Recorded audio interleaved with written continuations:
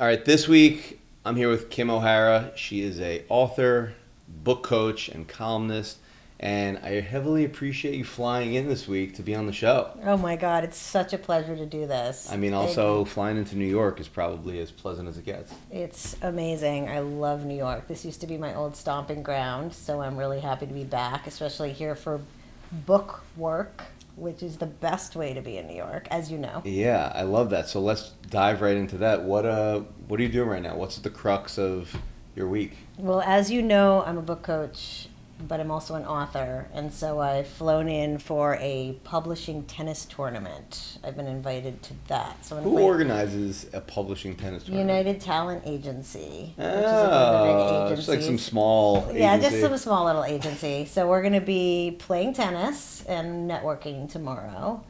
And then besides that, I'm just here to have some fun and do some like reflecting on being an author and coming back, hopefully for a book signing. I already know where. I already know lines around the corner. That's what's up. Wait, so how, you're saying you have the space already? No. You think you It's a visual. Got it. Yeah. Is there anyone that you're super excited to see tomorrow at the tennis event? Wow. There's a bunch of agents that are going, and I have a book that is called Gone with the Gunk. That's kind of the short title. And so I'm going to be talking about that a little bit tomorrow if I can, but mostly playing tennis.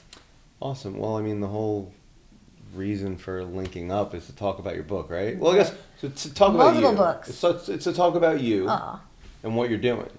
Yeah. So I am a book coach in Los Angeles. I've been doing that for about 10 years. And through it, especially in the last couple years, I really found my legs as an author. I used to be in the movie business. I used to be a screenwriter. And I never really took myself that seriously as an author. You know, it's always like the thing you should be doing that takes you the longest to actually do it. And for most of the people I coach, it's writing books. But the irony is I struggle with the same thing my clients struggle with, right? Is like getting the book written. Yeah, I'm sure you've dove into that. Why do you think that is? I think a lot of it's mindset, you know, it's belief system. My second book that I'm shopping right now, Gone with the Gunk, Permission to be Happy and Wealthy Women, is about all the stuff we carry as women inside that we use as blocks to really have an easy and happy path to wealth.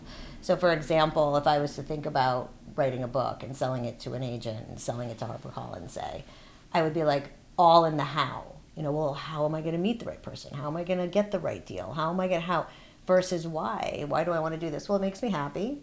I like thinking about people reading it. I like thinking about helping women. I like thinking about women not being in shame and regret and blame and worry and overwork.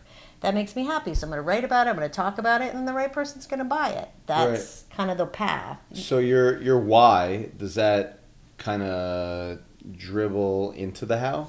Like here's my why, and now the how comes from that? Yeah, I believe your wealthy life comes from when you are unfiltered with your dreams, right? You don't really overthink them. I feel like as women, we need to know the ROI on everything. We've basically been historically trained to have to know how it's going to work out so that we don't have to like explain to you why it didn't work out. Versus like men are taking risks all the time. They're like, oh shit, didn't work out. Oh well, right? And women are like, feel ashamed when it doesn't work out. Like, because we're historically taking risks with like our children, or we're taking risks with like the nest egg, and we're taking all these risks. And I want women to have a path that is a little bit less overthinking and just kind of going for your dreams. I love this. And like I'm like trying to like I just got questions I want to ask about this, and I'm trying to like let her finish speaking. What is the process in properly organizing your thoughts to write a book like that? That is an amazing question. For me, it was just a download. I mean, it was a life journey. You know, 10 years ago, I was facing sexual abuse. I was getting divorced. I had no job. I was a single parent. I was like 42 years old I was out of the movie business. I was like, I got nothing, right? And so slowly I started to figure out the old stories I had been telling myself. And I started to tell myself new stories about what does success look like? What does a life look like where I'm not like ashamed of how I behave or what I say or how, I'd always been bold, but it was always bold under this like veneer of secrets, the sexual abuse, alcoholism, a lot of secrets. What sort of support do you have at this time? And I mean like mentally, because assuming that you either have a support group or books that you're reading. Right. What are you doing to educate yourself to become a stronger woman who's Right. more confident, who Right. is starting that path and building that base of what you're now becoming or what you now became? Well, I went to a business coaching event with 250 women, so that'll get you going. And Well, you can go to the event, and with a lot of this stuff, Yeah. people will go. right, They will pay for admission. They might even get subscriptions that are available 5K, for the them. 5K Yeah, package, but right?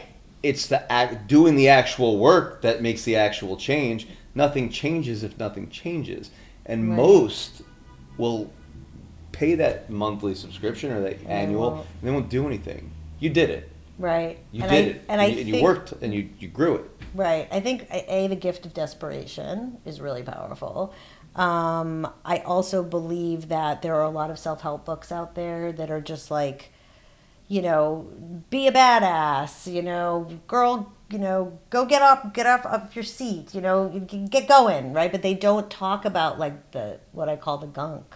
Yeah, those are the names of actual books, right? Well, what is be about? Yeah. I mean, I'm not saying those are bad books. Yeah, I don't know, 100%. I think that like Be a Badass is actually a book that was like recommended on this show before. Right, right. Actually, right. I know who recommended it. I remember it, and like, yeah, it's I don't want to say vanilla, but it doesn't. I don't know. I've never read it. I have not read it either, but I feel like there's been books that have been recommended to me, and Brene Brown is great. I mean, she does talk about shame, but it comes from a very PhD, highly researched, highly intelligent level.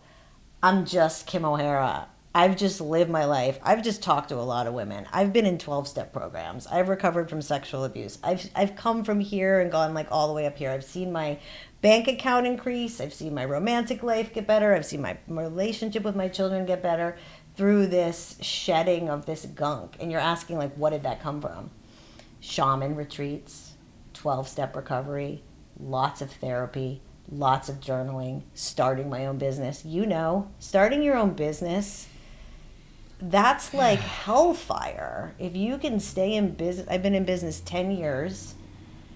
It took a lot of like on my knees praying to keep the business going. And then of course COVID happened and everything like really blew up. And that's when I really had like contemplation time. I was like, I'm making a lot of money. I own my own home. Oh my God, this all happened so fast. How did this happen? Oh, I stopped like caring what people thought about me. Say it again. I stopped caring what people thought about me. And how far into the journey, and one, how far into the journey did you come to that realization? And two, do you remember the moment? Like, do you remember what it was when you were like, I need to just not give a fuck? Yeah. And it's, you know what, then it goes back to it's easy to say it. Mm-hmm. It's easy to say I need to not give a fuck. Right. Especially in LA. Right. In New York. It's right. easy to say it, but to then actually live it, Mm-hmm. it takes some chutzpah. It does. It does. I think, when I published my book, No Longer Denying Sexual Abuse, the book is a lot about making new choices in your life. And I really realized I had to walk that walk. If I was going to write a book where women and men could read it and look at me as like a lighthouse for them, I had to be that lighthouse. And so I kind of walked that for the last year. And then as I was walking that, I was like, wait, how did I get to that place where I'm like walking that? And I was like, oh, I stopped, doing this dance that we do as women where we worry all the time about decisions we're making. And I just started making some decisions, that were more intuitive to what I felt inside. I stopped looking externally for a lot of the answers, for a lot of the proof, and I started going inside for some of the proof. I'm also, like I talk to God a lot. I am a Christian. I'm a very liberal Christian, but I do believe in talking to God. So I've also had God there. In a lot of this journey, I don't believe you have to be religious to be gone with the gunk. But whatever that is, whatever your spiritual journey is. I mean, I've been on shaman retreats and I've been in Christian churches. So I do the gamut. I do believe you need something to sort of be with you. Preaching to the choir. Part of it is, it's not a matter of being religious. And I say all the time, I'm not religious by any means, but I do believe in fate, and I believe in having faith. Right. And if you have faith, that doesn't necessarily mean that you are a religious person. That just means that you think that there's something greater. Right. And there's something greater. And right. Even if you're, experiencing the ebbs, understand that this too shall pass. Right. And I believe everything is connected, right? So, but you also have to take action. So I'll give you an example. I get invited to an event at Neuhaus, Venice, 3 months ago. And I go for this business coach, and I'm there, and I'm like, this would be a great place to have an event for my book that isn't even published yet, the permission book, right? And I'm like, well, I'm going to have an event as if it's a book. And so I go into the head of Neuhaus and I say, I'd like to have an event for my book, Gone with the Gunk. It's about women and shame and regret and blame. She goes, stop right there. When do you want it? So I took the action and I got invited to this place, but months prior I would have been on the beach in Venice looking at Neuhaus, never thinking I would have been on the roof. They paid for everything, rooftop, the whole deal, a videographer, everything. And so you have to sort of follow the signs that you're given to your greatness, but you also have to ask the questions. You have to take the action steps. You have to be willing to be bold, but not in a way that's like, I have to have everything perfect and everything has to be organized before I can ask. Just ask. Just be like, hey, this sounds like hey, like you and I. Jessica's like, yeah, there's this guy and you should talk to him. And then you called me, and then I'm like, hey, I want to be on your podcast. You're like, come on down. Yeah. And here we are. It was kind of like we should chat. Then 25 minutes later, we're still on the phone. I know. Yeah. It's just connecting. I believe a lot in energy. I believe that we don't put enough stock into the energy that we can create and the momentum we can create in our life. We think that it's this box that we can only look into. We only see what's in the box, when out here there's all this greatness going on that we can aspire to, right? And I think as women, we're so constantly multitasking, constantly having to organize so much that we get caught up in the minutia. And we have to stay focused if we are visionaries and we are leaders and we are authors writing books that have a vision.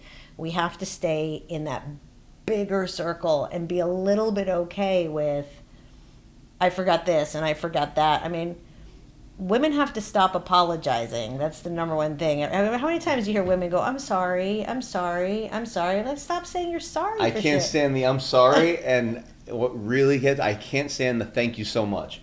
I can't stand when people are sorry. When people say, oh, thank you so much. What you could say thank you. That's not even, I'm like, that's not even a thank you. Right. Thank you so much. People say thank you so much. And then they repeat it.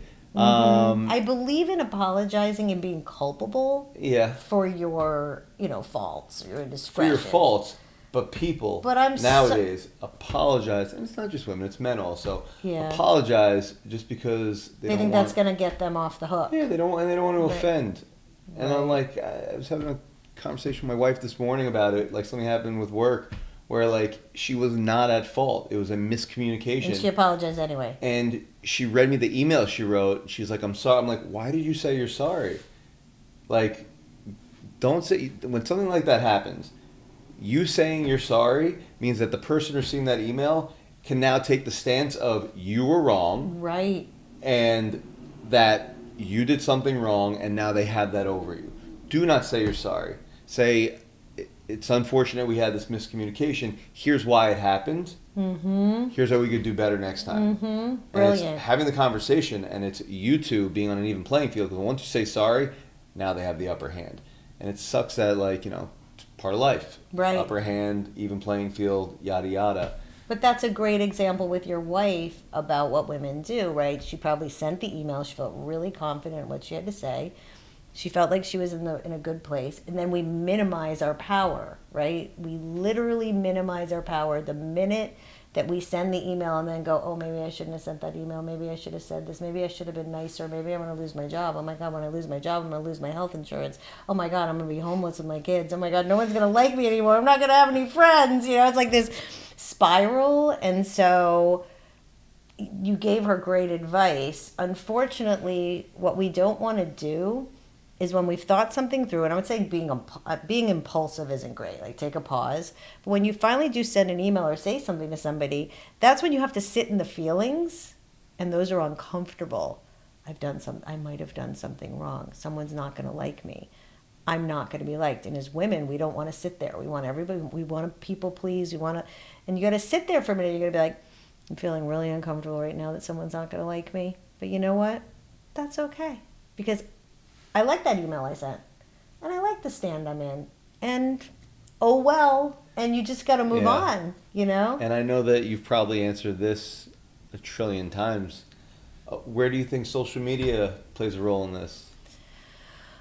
Wow. I mean, I don't know a lot about social media in terms of the saying I'm sorry or the Well, no, I'm sorry, not that. It's right. Not with that. Social media just in regards to trying to be a certain way, be a people pleaser, doing things because others are doing it, right. Not doing things because others aren't doing it, right.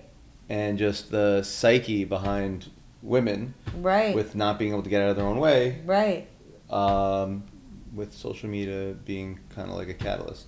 I think social media is an unbelievable way of connecting people. Mm-hmm. I think it's an unbelievable way of getting your message out. I mean, we're going to put clips of this on social media. I mean, I just don't think that you want to use social media to like minimize yourself or make yourself feel bad. Like, if you see another woman on social media and she's doing something, you know, yay. She's doing that really cool thing.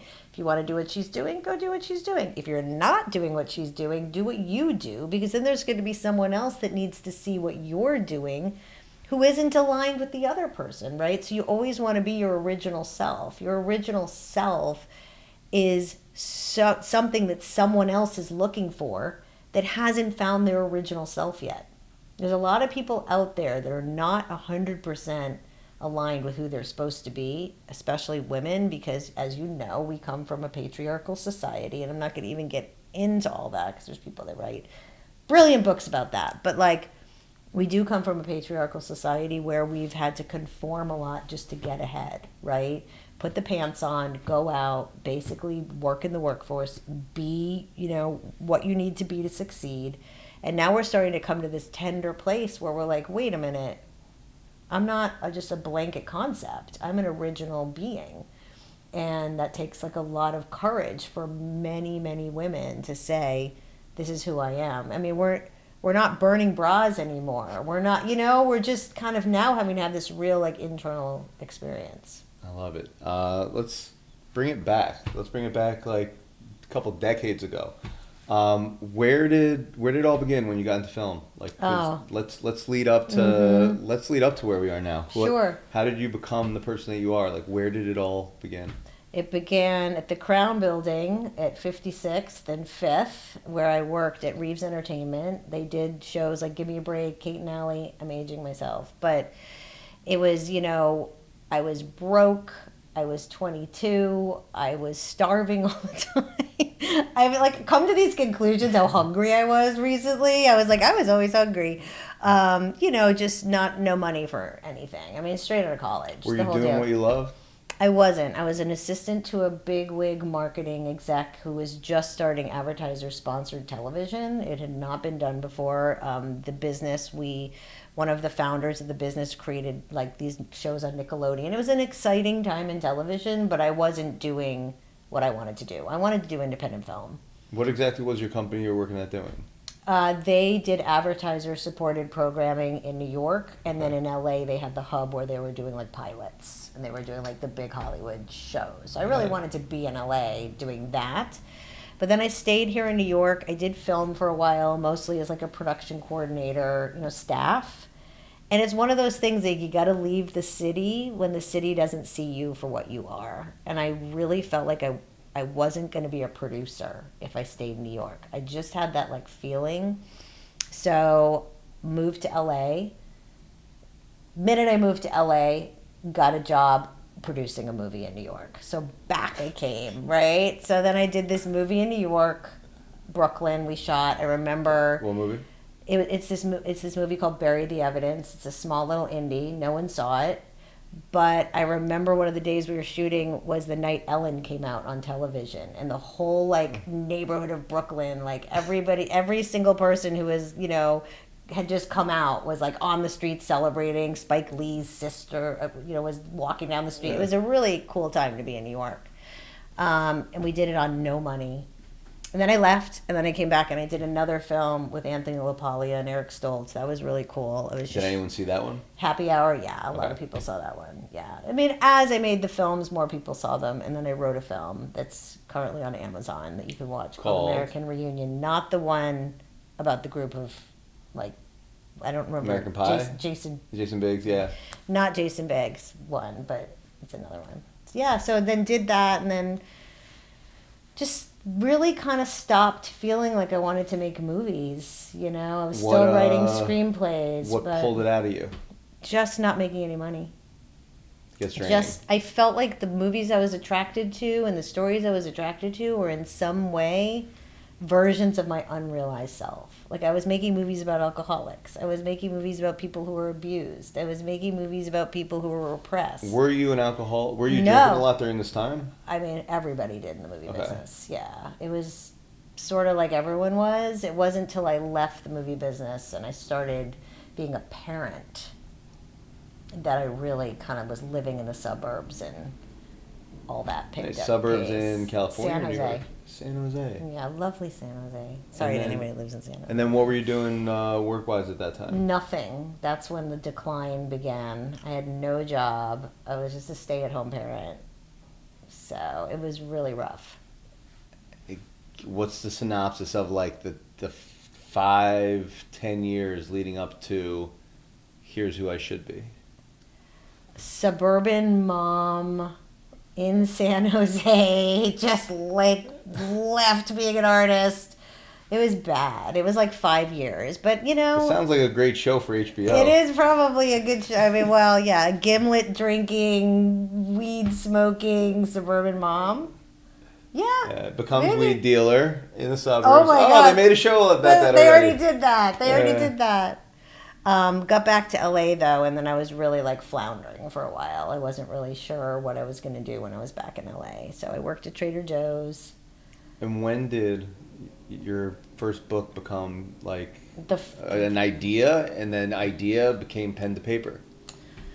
Well, I'll tell you, the first book actually was released for the first time in 2017, and I buried it. I was not ready to tell anybody about that book. And so I got a publisher. Wait, so how did you get it out of your head? But how'd you get it out of your head? I wrote it as a memoir. Got it. Right? Okay. And so I just kind of vomited it on the page, but I'm a good enough editor and I'm a good enough writer that I knew how to like structure it and get it like organized. And it was more of a memoir.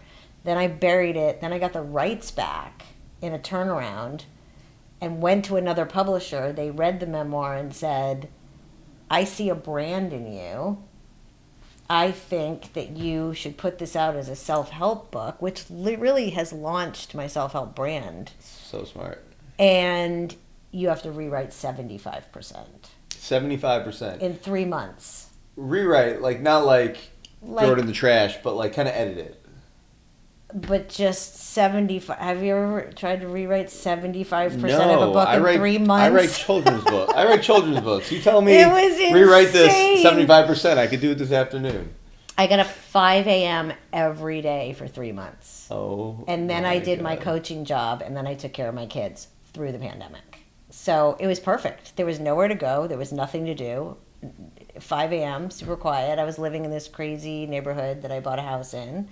It was quiet as hell, and I just edited. And I had this editor who, she made me cry, honestly, in a good way. She told me she had edited hundreds of books, and I was like literally her favorite writer. She thought that I was just uber talented.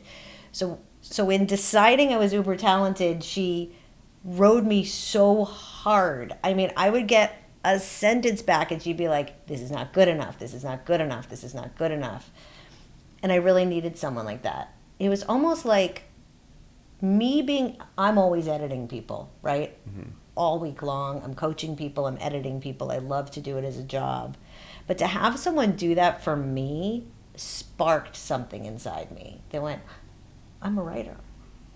Oh my God, I had never really thought of myself as like an author. And this person's like validating me, which is kind of what I do for other people. At this point, were you doing it for other people? Oh, yeah. By the pandemic, my book coaching business was through the roof. Yeah. How did you get clients and through your first one or two clients feel confident enough to, pour kerosene on the fire? The first time I got a client was at that business coaching event. Mm-hmm. Where I got up and sobbed in front of the microphone in front of 250 women. I had a complete meltdown. And I said, I don't know what I'm going to do with my life. Oh my God, I'm such a mess. And the business coach who had the event, the fancy... Is there a video of this? I wish there was a video. That would be so great. She goes, you're going to be a book coach. And I was like, I don't know what that is. And she goes, you'll figure it out. She was really she had this confidence in me. And I was like, okay. I sat down and literally a woman got up from the back of the room and raised her hand and says, I'll be your client. I didn't even have a program. I didn't even know what to charge. So then we talk after and she goes, well, the program I was going to sign up for the business program because I knew I needed a business coach. I had no clue what I was doing. Yeah. That was $5,000. So I told the woman, she goes, how much for you to help me write a book? I went $5,000 because I wanted her to just pay for the business. So it was got it. So then I had my first client. So then I could tell people I had my first client, and then it just went from there. But it wasn't $5,000 a month. It was $5,000 in total, and you're going to help her write her book and get it up. That was then 10 years ago. Of course. Right. Yeah. Now that was the first brick. That was the first brick. And then you start coaching people, and you start getting more people on your website, and you start having, I had someone number 3 on the Wall Street Journal top 10 business books. I had someone number 1 in nonfiction in Barnes & Noble. Did you feel like you needed to go and do some extra schooling or get some certification? It's a really good question. I did go down that path of thinking I had to be certified as a coach because there's book editors and then there's coaches, and I'm both. So I thought, well, do I have to go get certified in the Coaching Federation of America? I know there's a whole bunch of them. Yeah. And I did a deep dive on that last week. What's that? I did a deep dive on that last week. You did? Yeah, so this question. You're going to become a coach? I mentor and I consult with young founders. Okay. So for me to say, hi, here is what I charge, here's what I'm worth, here's why, in my head, I feel like, I need to have this certification. So I'm a level 2, yada, yada, yada. Right. Here's what I charge. That matters more for corporate clients. I don't think independent people care. I've never had anyone ask about a PCC. Yeah, I don't think it's more so a matter of doing it because they're asking. I think it's just for me, and that's why I asked. Your confidence. Yeah, for my own confidence, saying. Do you think you're good at what you do? I know I'm good at what I do. Then you don't need any initials after your name. Amen. Yeah, just drop the rock. Amen. So what does one charge? What do I charge? Yeah, ballpark. When you first started, how did you know what to charge, and how did you build that up? Well, I charged $5,000 because I was going to pay $5,000. Right. I didn't really. Then I vomited in the parking lot. By the way, I was like, "Oh my God, this is the most money I've ever spent on anything in my whole life." I was terrified. I put it on my credit card. It was terrifying. But we got to do that. You got to put. I don't tell people that come to me to write a book put my fee on your credit card, but I do say if you really know this is what you want to do for the rest, if you know you want to write a book, if you know the time has come, I'm not going to tell you to put my fee on the credit card, but I highly recommend you take some risks, and I leave it. Well, that's important because I think you do need to take some financial risk and trust it's going to pay off. If you don't put skin in the game and you don't take a risk, how are you ever going to get bigger in your life?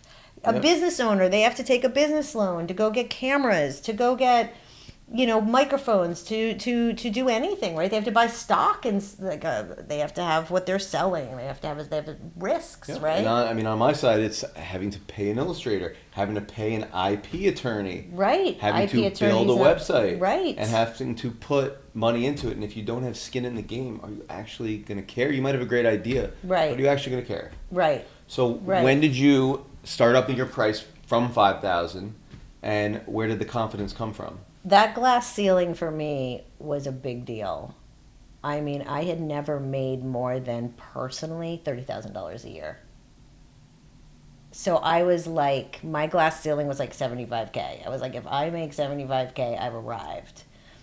So when I crashed that ceiling, I couldn't believe it. I was like, oh my God. And then I was like, wait, why is that my ceiling? Yeah. I mean, like, wait, why am I not making $1 million? I don't understand. The issue when you're a coach and a one-on-one coach is you're getting paid for your time. So you do start to see a limit. Totally, but how do you feel about charging, knowing that they don't have money coming in right now, so they're charging with the hopes and the thoughts that what you're doing is going to bring them money in the future? Because it's kind of like a problem for me. I don't like the word problem. Right. An obstacle for me mentally is, I'm helping these young companies that they are putting their money into their business, whether it's for product, for advertising, and I am consulting and guiding them with, here's how to spend your advertising money, here's how to do the advertising, here's the person you're going to work for this, here's the person you're going to work for that, here's how you should allocate funds for product, yada yada, and then, hey, here's what you have to pay me now. Right. For me, it's like I want them to win, and I want them to grow their funds before, I want them to be in the green before they could pay me. But end of the day, like, it's taking That's time. not your problem. Yeah. So you got to stop making that your problem. I was taught to say my price like pass the salt. That's your problem to figure out how you're going to pay me. That's not my job. My job is to present you the goods that are going to give you the end result that you're looking for, and that's a book. But also what comes with that is confidence in yourself, discussion of how you're going to go out in the world with a brand. People come to me with books. It's not just like we're going to write. I'm always like, wait a minute, you've said that one tagline like 3 times. Have you trademarked that tagline? Are you doing anything with that tagline? Do you have online courses with that tagline? Do you have products? I mean, I'm also having them think about like where they can go with this. It's not just the book. It can be a lot more than the book if they're really globally thinking. But it's really, not my problem that, Tony Robbins isn't going to everybody that paid him $10,000 and going, God, I really feel bad for you guys. I hope the $10,000 pays off. That $10,000 usually, what ROI is it? I know so many people that have gone to Tony Robbins. So many people that have gone to Tony Robbins, and they don't have anything necessarily to show for, except they've advanced themselves in some way, and had confidence. So true. Right. So you're paying for, I don't know. I think if someone's going to invest in a dream, I don't know why there's a limitation financially on that. And that's part of why my book is written, is like we're looking too much at the money. We're looking too much at the dollar amount. I realized that at a certain point when I started to hit over 6 figures and I started to make double-digit 6 figures, I started to realize we can make as much money as we believe we possibly can make if we're in the lane we want to be in and we let go of the results. But I'm not saying that you stop and go, I don't want to fly to Paris, I don't want to have nice things, I don't want to own homes, whatever. Say all that, but don't make that I think I fell into that trap a little bit. I started to make more money and was like, oh, I need this, oh, I need this, oh, I need that. Then I was chasing the money. Then I realized, oh, wait, I don't want to chase money. I want to chase dreams. And then I also want the money to come. But I also know that sometimes when you're chasing dreams, you might have to invest. And it might be shaky for a little bit. And at what point did you come to that realization? When I just sold my house. I just sold a house that I bought thinking that was my dream. And it was, to some degree, but it was the American dream. I think it was also like, I grew up with a dream that my mother had to own homes, and she used to always drill into me, as a single woman, you always need to have a home. No one's going to take care of you. You need to have that home. So when you're alone, you always have something to sell.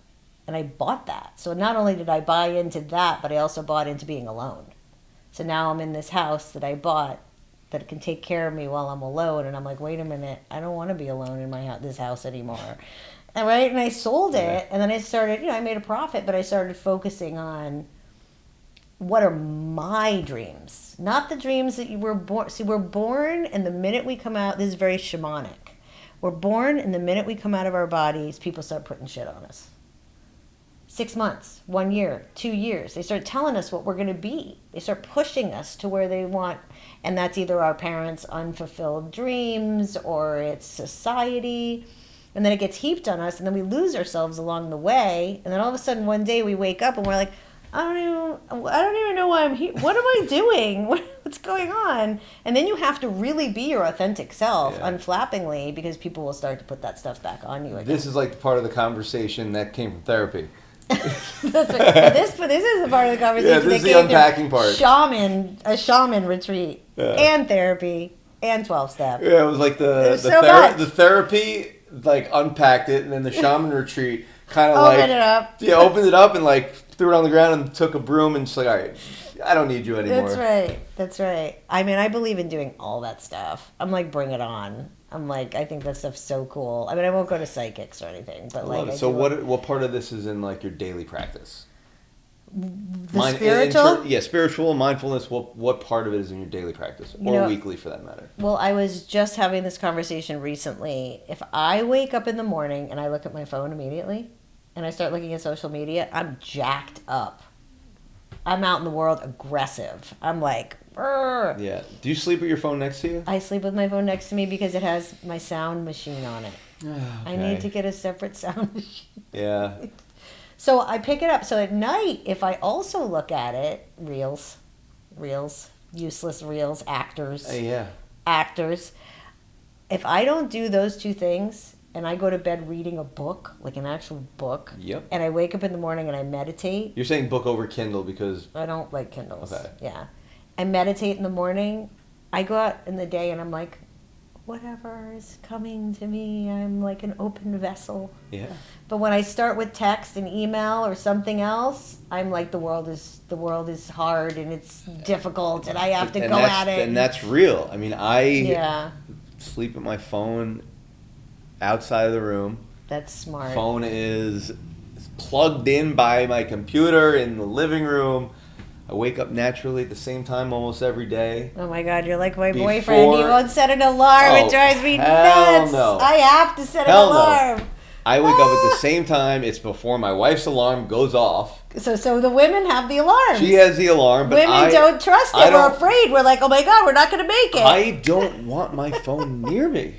And like, if I am going to bed and I think of like, oh, I need to do this tomorrow, I will get out of bed, go to the other room, take my phone and put it on my notes for the next day. And I will brain dump and I will get up again if I think of something. Right. And you don't do a little notebook with a pen on the side of the bed? No, I don't think I'd be able to read it. Okay. I write like a kind of come up with things in the dark. Yeah. And when I wake up in the morning, I get up, I go, and I grab the book I'm reading. Right now I'm reading 2 books. Mm-hmm. I'll grab, depending on the day, I will grab one of the books, I will sit on the couch, and I'll read, whether it's 3, 4, 5 pages or 20 pages, depending on how early I wake up. Right. But I read before I consume anything. And then I will look at my phone. There's nothing happening really. Almost no days. There's nothing happening before 7:45, 8 o'clock that is pertinent that I need to look at my phone right now.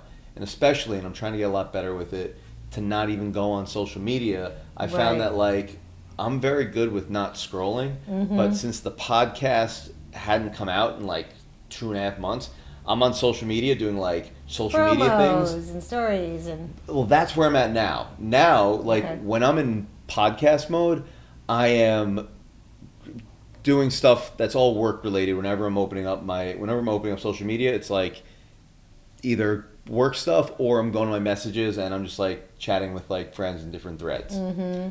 But when it wasn't, I would go on and I'd find myself scrolling and I'm like literally scrolling and saying to myself, what are you doing? Right. Put this down. Right. Like, right. I would be crouched by the side of my bed, like with my towel after a shower, and I'd be like, I'm just going to look at something Chelsea Handler said. Yeah. Next thing you know, 45 minutes later, my thighs have cramped. Yep. It's terrible. It is terrible. Not doing anything interesting with my life right now. Terrible. Wasting all my time. I used to have a reminder on my phone. Like I'd have like an hour a day. If you got to an hour, you needed the limit. Yeah, I had a limit. But you could click the button and it's like, all right, override. Right. And I was like, all right, for the first week I wasn't overriding, and then like after that I'm like override. You know, why am I doing this? I know. Our time is so limited here on this earth. We've got to be very careful about what we spend our time doing and be really, active in making those hours work, and if, you want to be a writer, you want to write books, you've got to set aside that time to write and be coached and be edited and also spend time believing in yourself, because it's a very hard thing as a writer to believe in yourself and believe you can have success, especially when you're told it's an industry that's just a high bar of entry. I love that you just said all that. So what are you reading right now? I'm reading romance novels because I want to be a romance novelist next. So that's my next So which step. one are you reading right now? I just read Beach Read with Emily Henry, which was really, really good. I just read Yours Truly. I'm blanking on who the author is. I was given, 5 romance novelists. Rebecca Searle is a third book. I'm a slow reader. I also have clients' books I'm reading all week, so I don't have a lot of time to read. So it's like I'm trying to do a chapter here and a chapter there. But what I'm finding with the romance novels is at almost 55 years old, I might need to write a different type of romance novel than like... But that's awesome. And I got to figure out what that lane is. And I don't know what that lane is yet. And that's a little terrifying because... Yeah, it's just deep dive time. It's just, but you're not going to find that. I need time to just find, I'm a self-help author. So now I've got to go, well, I used to be a fiction writer, and now I'm a self-help author, and now I'm going to be a romance writer. So I've got to figure out, I don't want to write about me anymore, but I got to kind of write a little bit about me in other characters. I mean, I feel like writing's on the wall that the romance novel about a self-help writer who can't help herself. Oh my God, that's absolutely brilliant. It's kind of you're hired. You're hired. We are in New York City, and Carrie Bradshaw is completely amused for this. In a way, she wasn't a self-help writer, but imagine she can't even help herself. Well, that was like that book that came out with Lori Gottlieb about the therapist who is a terrible. You can't get help in therapy when she's a therapist. She's super famous now for that book. Yeah. That is I love that. Such a brilliant idea. I love that.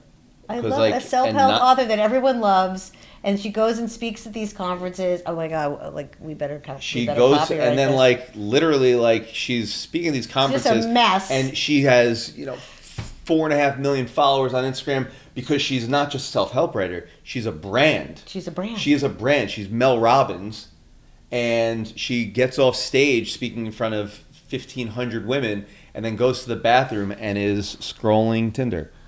And doesn't know what she's doing. And then you see her main screen, and her main screen is all these dating apps, and she opens them up, and it's all these messages where she doesn't know how to respond.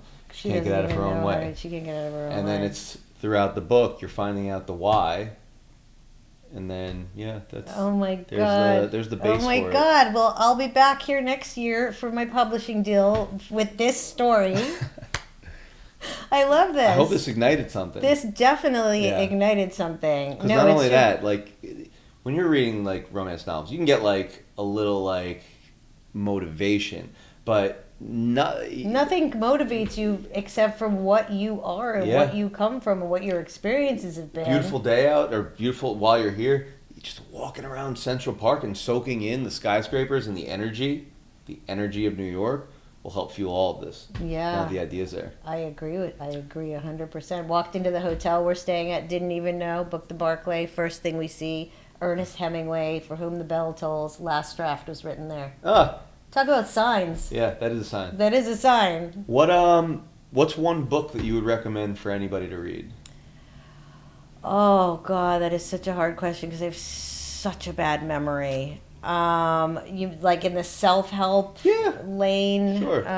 Or even in something my clients have written too. I've had Well, a plug would be great. So, like, what's one book from a client in self-help sector that you would recommend for anybody? I have a client, Andrea DeWitt, that wrote this book, Name, Claim, and Reframe. It was actually the Good Morning America book of the week or month last year, maybe the year before that. And it's excellent. It's a lot about, it's very self-help. It's like you name what the issue is, you claim it, and you reframe it. And she takes you through all those different steps. Binge, I'm trying to remember, Binge and Sprint is another New York author. And her name is Naomi Joseph. And this book is about binge eating.